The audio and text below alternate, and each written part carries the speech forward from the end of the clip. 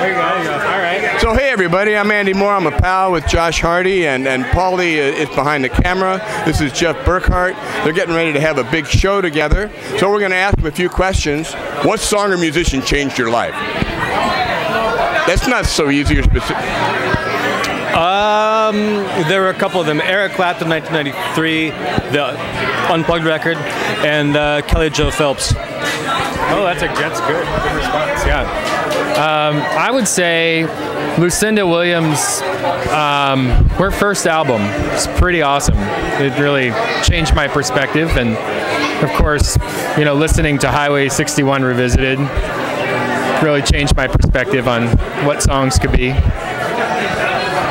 Before we started rolling tape, like 9 years ago, Jeff told me that he was a metalhead. So when I listened to when he was growing up in Indiana, which is by law what you have to be, a metalhead, how come you didn't mention any metal band? Well, there was a lot of good metal bands that definitely cemented my perspective, but you asked about what changed my perspective. Did you say cemented or demented? Demented and cemented. Okay. Oh, this is a good one. Who was your favorite musician when you were a child? Do you ever still listen to that song and musician? At first I thought it said, would you ever kill that same song or musician? I listen to Buddy Holly all the time. Yeah, cool. Carole King Tapestry, and I still love that record. I remember having it on vinyl when I was probably like 3 or 4 years old. Let's see. Oh, were you ever embarrassed about a song or musician you love? Oh yeah, Randy Travis. I think everybody knows why. You've seen the news. Okay, I have to go to the metal. You know, I really loved Motley Crue when I was like 14. And probably to age 18. I'm going with Randy Travis on that because I've listened to like 19 seconds of metal. Although I did review Iron Maiden for Isthmus in 1982. I thought that was Judas Priest. It was Rob Halford. So this is a hard one. What do you wish you knew more about? I wish I knew more about physics. I would really like to know more about how physics works. I know nothing about it. What would you expect of a metalhead?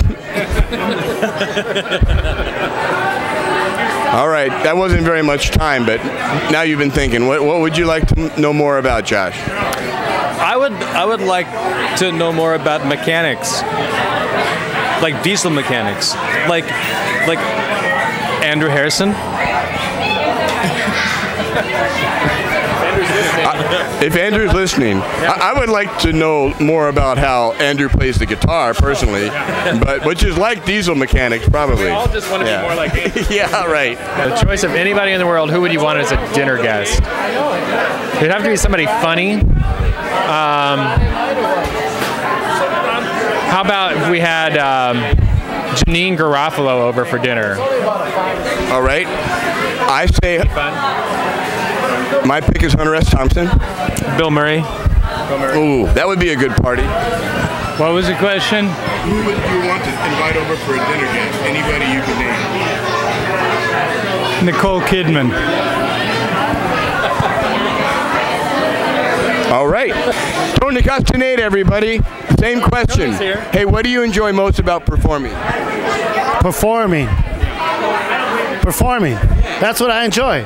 Performing. It's art. It's like painting a picture. Like when you paint a picture, you enjoy while you're doing it. Being in a band, I'm not a solo musician like these guys. So they like that interaction. I like that with the crowd, but I like playing with the rest of my guys, and making it all come together. And you can tell that when people watch you too. You are like part of the fabric. So that's awesome. All right, let's see. Oh, well, this is cool. Jeff, what question would you like to ask Josh?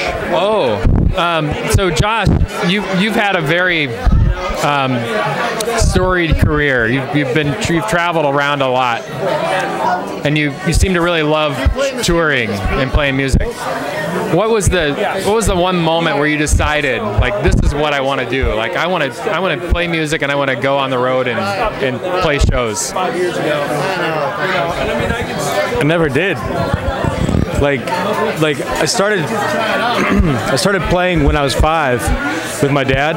Like there was like the church group, and then we just started playing like we would go out for the church things, then we would do like one more thing, we would do one more thing, and it was just like this perpetual kind of thing. And then when I was older, I started listening to Paul Simon and James Taylor, so I started playing those songs, and then started writing songs like that, and then I wanted to play more rock and roll, and that's Sean Dargan.